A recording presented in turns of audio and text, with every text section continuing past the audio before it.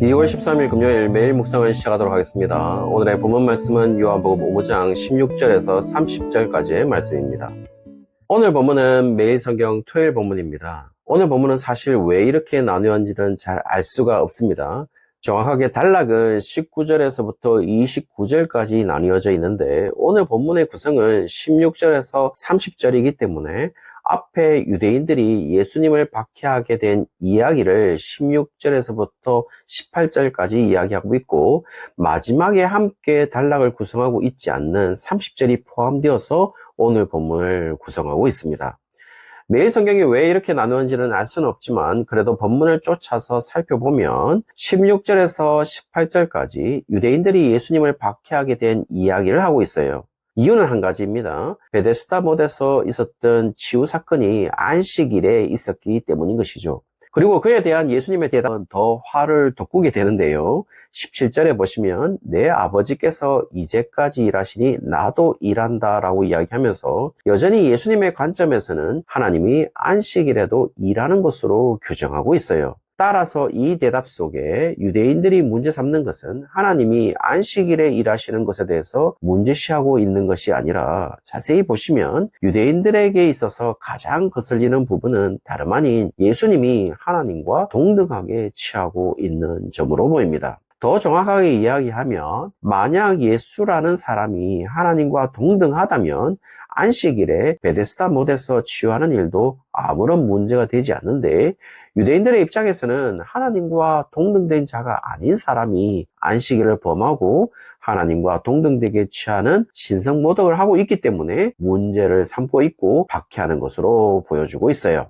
그리고 왜 오늘 본문을 19절에서 시작하지 않고 16절부터 시작하는지를 알 수 있게 되는데요. 16절에서부터 18절까지 나오는 이야기가 19절에도 여전히 이어지는데 아버지와 아들이 동등함을 보여주는 증거가 바로 19절 마지막 부분에서 이야기해 주는데요.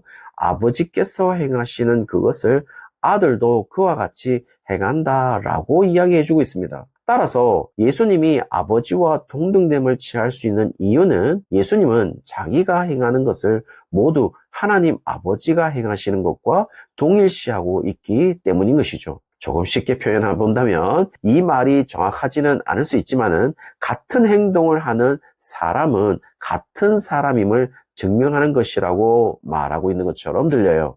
아마 그냥 따라하는 것이 아니라 요즘 이야기하는 싱크로율이 100%일 때, 싱크로율이 100%일 때는 동일 인간으로 볼 수밖에 없다는 사실로 예수님은 자신의 정체성을 이야기하는 것으로 보입니다. 그러나 20절에서 예수님은 하나님과 동등되시지만 또 개별적 존재라는 사실을 정확하게 진술하고도 있습니다. 그것도 상당히 신성모독적인 발언으로 하시는데요. 하나님이 하신 일보다 예수님이 더 큰 일을 행한다라고 하는 부분이 있어요. 도대체 무엇을 이야기하는 것일까요? 여기에서 더 큰 일이라고 말하는 부분은 어떤 양적이거나 질적인 측면에서 큰이라고 말하는 것은 아닐 것으로 보입니다. 아마 그것은 하나님과 구별된 어떤 사역을 말하고 있는 것으로 보여요. 그리고 이런 큰 일을 아들이 행할 수 있도록 한 이유는 분명히 아버지께서 아들을 사랑하사 이루어진 일이다라는 사실을 말해주고 있죠. 그렇다면은 하나님과 구별된 예수님의 일은 어떤 일일까 생각해보면 예수님의 동정녀 탄생과 성육신과 십자가의 죽음과 부활일 것으로 보입니다. 왜냐하면 이 사건들이 하나님에게는 있을 수 없는 일들이기 때문인 것이죠. 하나님에게는 있을 수 없는 이 일을 행하시기 때문에 더 큰 일이라고 말하고 있는 것으로 보여요. 따라서 이것이 하나님보다 예수님이 더 큰 능력을 가졌다고 보는 것은 아닐 것으로 보여요. 나중에 요한복음 14장 12절에 보시면은 내가 진실로 진실로 너희에게 이르노니 나를 믿는 자는 내가 하는 일을 그도 할 것이요 또한 그보다 큰 일도 하리니 이는 내가 아버지께로 감이라 라고 하는 빌립과의 대화에서 나온 이야기이기 때문에 제자들이 예수님보다 큰 일을 한다라고 볼 수도 있을 것이고 나중에 보혜사를 보내심으로 말미암아 성령이 임한 제자들이 더 큰 일을 할 것으로 해석하기도 해요. 그렇다고 해서 제자들이나 성령에 임한 제자들이 예수님보다 질적이거나 양적으로 더 큰 일을 할 것임을 이야기하는 것은 아닌 것으로 보입니다. 이런 표현은 사역적 구별이지 질적 구별은 마찬가지로 아니다라는 사실을 알 수가 있죠. 따라서 완전한 질적이거나 우열을 가리는 것이 아니기에 마치 요한복음의 저자는 확실히 해두려고 하는 것처럼 다시 하나님과 예수님의 동등됨을 이야기하기 위해서 21절에서 23절까지 다시 같은 일을 담당하고 동등된 위치에 자리하고 있다는 사실을 이야기해 주고도 있어요. 그런데 계속해서 예수님과 하나님의 동등됨을 말하다가 24절에서 우리의 문제로 갑자기 전환을 하게 되는데요. 여기서 설명하는 부분은 예수님 자신의 말을 듣고 하나님을 믿는 자들이 영생을 얻는다고 말하고 심판에 이르지 않고 사망에서 생명으로 옮겼다라는 사실을 말해주고 있죠. 여기에서 놀라운 사실은 예수님의 말을 듣는 시점과 하나님을 믿는 시점과 영생을 얻는 시점과 심판에 이르지 않는 시점은 모두 동일하다는 사실을 말해주고 있어요. 다시 말씀드리면 예수님의 말을 듣는 사람은 언제나 믿는 사람이고 영생을 가진 사람이고 심판에 이르지 않는 사람이라는 사실을 의미하고 있는 것이겠죠. 그러나 단 한 가지, 한글 성경 24절 마지막 부분에 있는 사망에서 생명으로 옮기는 시점은 완료 시점으로 과거에서 현재까지 가지고 있는 것으로 나와 있다는 것입니다.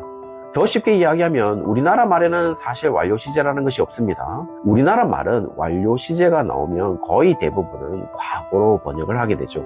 그래서 개정개혁에서도 옮겼다라고 하는 과거로 번역을 했어요. 그러나 더 정확한 의미는 이미 생명이라는 사실을 결정한 채로 계속 오고 있다라는 사실을 말해주고 있는 것이겠죠. 따라서 사망으로 결정되어 있었던 사람들이 생명으로 옮겨졌다는 것을 말하고 그 상태가 지금까지 지속되고 있다는 사실을 이야기하는 것으로 보입니다.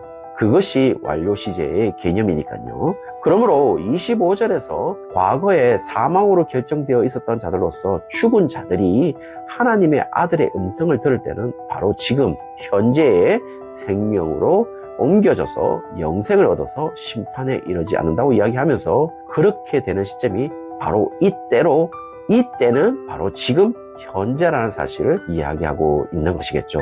실제로 굉장히 어려운 말처럼 들리기도 하고 신학적 용어로 실현된 종말론이라고 이야기하기도 하지만 쉽게 이야기한다면 이미 영생을 보장받은 사람으로 현재를 살아간다는 것을 의미하고 있는 것입니다. 그리고 그 현재에서 가장 중요한 것은 예수님의 말씀을 듣는 것이고 믿는 것이라는 사실을 이야기함으로써 25절 마지막에 나와 있는 살아나리라 라는 부분은 미래 시제를 사용하고 있어서 미래에 경험할 것으로 표현하고 있지만 미래에 약속된 영생을 지금 소유한 그리스도인들이 가져야 하는 지금 이때로서 현재의 자세가 중요한데 그 자세는 예수님의 말씀을 들을 때이고 예수님의 말씀을 믿을 때라는 사실을 이야기해주고 있는 것이겠죠. 그리고 그렇게 예수님의 말씀을 듣고 예수님의 말씀을 믿는 자들에게 있어서 설령 물리적으로 죽은 자들이 있다고 해도 생명의 부활로 반드시 다시 살아날 것임도 이야기해주고 있어요.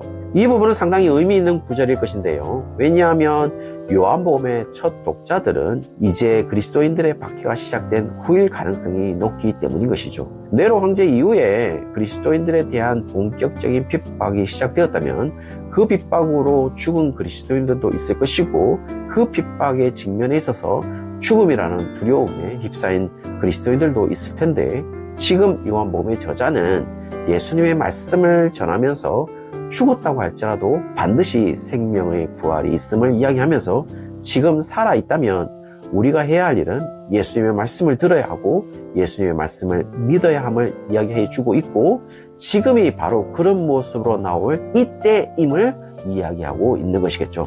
사랑하는 성도님들, 오늘 예수님은 우리에게 너희들은 영생을 소유한 자라고 이야기하고 있습니다. 그러므로 지금이 예수님의 말씀을 들을 때라고 하고 있습니다. 그리고 지금이 예수님을 믿을 때라고 이야기하고 있는 것이겠죠. 오늘 하루 여전히 울려 퍼지고 있는 예수님의 음성을 듣고 예수님을 믿으며 살아가는 모든 성도님들 되시기를 주의 이름으로 축원합니다.